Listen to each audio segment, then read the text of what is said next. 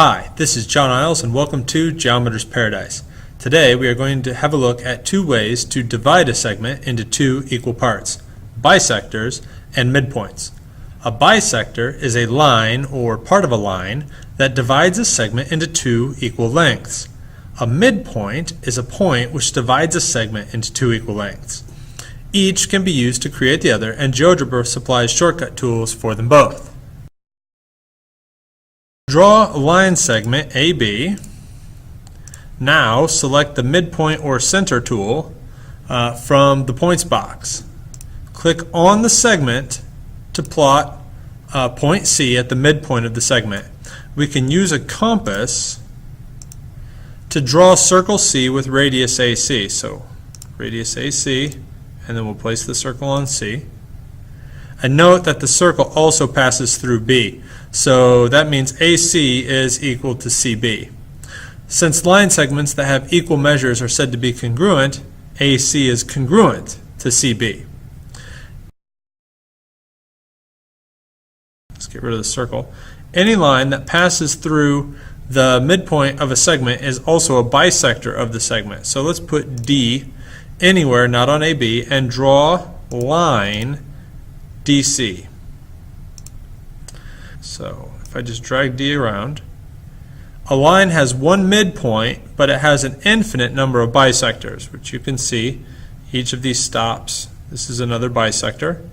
So one midpoint, but an infinite number of bisectors, and that's pretty cool.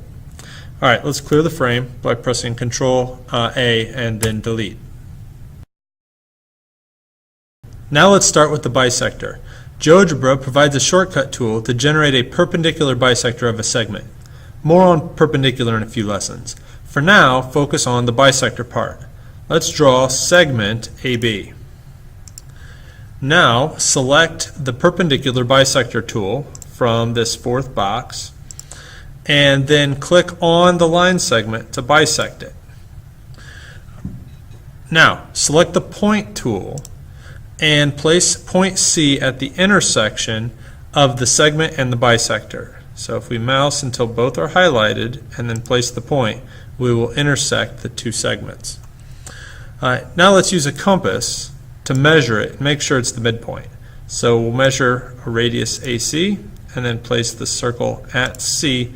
Note that it goes through B. So AC is equal to CB. And again, since line segments that have equal measures are congruent and AC and CB have the same measure, that means that AC is congruent to CB. Note that point C divides the segment into two equal lengths. So that makes C the midpoint of the segment as well. In both cases, the two segments created by either the midpoint or the bisector end up congruent. And this is a critical piece of information that we will use extensively when we explore triangle congruence down the road. Both the midpoint and the bisector result in one of two basic calculations.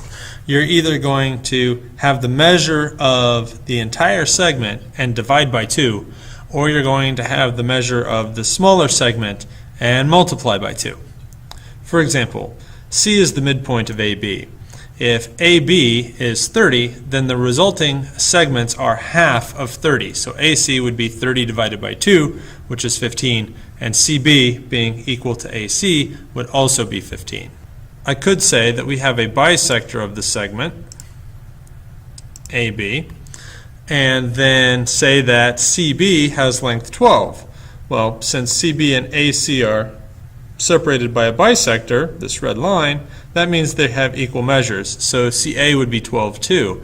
And the length of AB would be doubled. So 12 times 2 is 24. These calculations hold even if algebraic expressions are given for any of the segments. So again, suppose C is the midpoint. And AC is 3x plus 2. And AB is 26. Remember that AC times 2 is equal to AB, so 2 times the quantity 3x plus 2 is equal to 26, and then we can solve from there. Hey, I'm back. You should know that the perpendicular bisector tool can also be placed by clicking on 2 points, not just the segment.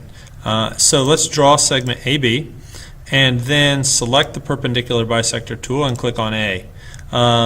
Note that the perpendicular bisector follows your mouse around.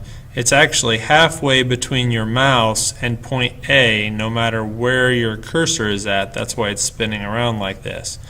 Go ahead and click on B to place the perpendicular bisector when you've had enough fun. Hey, I'm back again. You should know that the midpoint or center tool can also be placed by clicking on 2 points. So let's go ahead and draw segment AB, and then select the midpoint or center tool from this point box down here, and then click on A and then B to place C, and be instantly rewarded. Amazing. Now, both midpoints and bisectors seem like magic, appearing kind of as if from nowhere. So here's AB, here's CD. I can just drop a bisector here or a midpoint here, and everything seems magic. Well, they're not magic. The information, though, that we need to build the constructions that GeoGebra is performing under the hood is going to be learned during the triangle congruence unit down the road. I am sure that you are on the edge of your seat in anticipation.